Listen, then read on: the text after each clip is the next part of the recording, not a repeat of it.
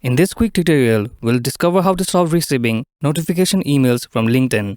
Many of us get flooded with LinkedIn emails every day, which can clutter our inbox and become quite irritating. Fortunately, there's an easy way to turn them off. First, open the LinkedIn app and ensure you're logged into your account. Next, tap the profile picture icon in the top left corner of the screen. Then, select App Settings from the menu. On the Settings page, scroll down and tap Notifications here. You can control the types of notification you receive. For instance, if you want to stop getting job-related emails, tap on Searching for a job.